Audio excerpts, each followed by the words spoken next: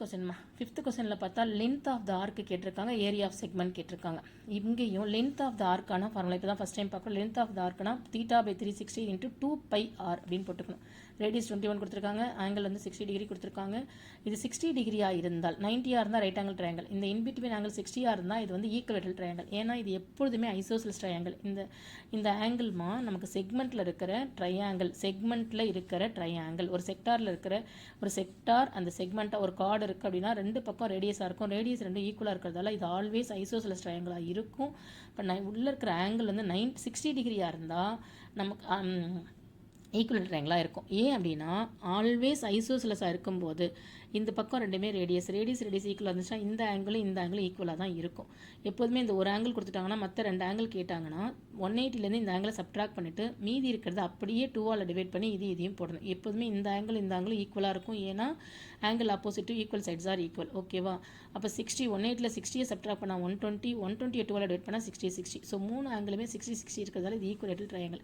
Equal ட்ரையாங்கிளுக்கு ஏரியாக்கு என்ன பண்ணலாம்னா √3/4 × சைட் ஸ்கொயர். இங்கே சைடு வந்து ஆர் தான், அதனால இந்த ஆரையும் ஞாபகம் வச்சுக்கணும். ஓகே, ஆர் ரேடியஸ் தான் நமக்கு வந்து சைடு.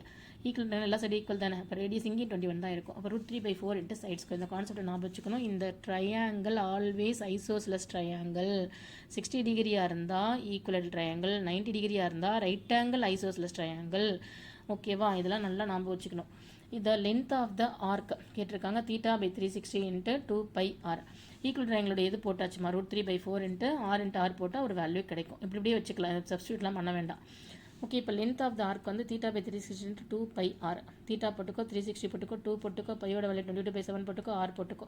ஃபர்ஸ்ட் இதை கேன்சல் பண்ணால் 6 கிடைக்கும். இந்த 7ஆல் 21 கேன்சல் பண்ணால் 3, இந்த 3 6ஆல் கேன்சல் பண்ணால் 2, இந்த 2 என்னவாயிடும், கேன்சல் ஆகிடும். மீதி இருக்கிற 22 சென்டிமீட்டர் மட்டும் லென்த் ஆஃப் த ஆர்க்காக கிடைக்கும். இதில் ஏரியா ஆஃப் செக்டாரும் கேட்டிருக்காங்க. ஏரியா ஆஃப் செக்டார் வந்து 60/360 × πr². அப்படி 60/360 போட்டுக்கோ, பைக்கு 22/7 போட்டுக்கோ, r² 21 × 21 போடும். 7 21 கேன்சல் பண்ணால் 3, இந்த 3 இங்கே மேலே 6, இங்கே 60 3 1/6, 7 21 கேன்சல் 3, இந்த 3 6ஆல் கேன்சல் பண்ணால் 2, இந்த 2ஆல் இங்கே கேன்சல் பண்ணால் 11. ஸோ மீதி இருக்கிறது 11 × 21 தான் அந்த ஆன்சர் கிடைக்கும்.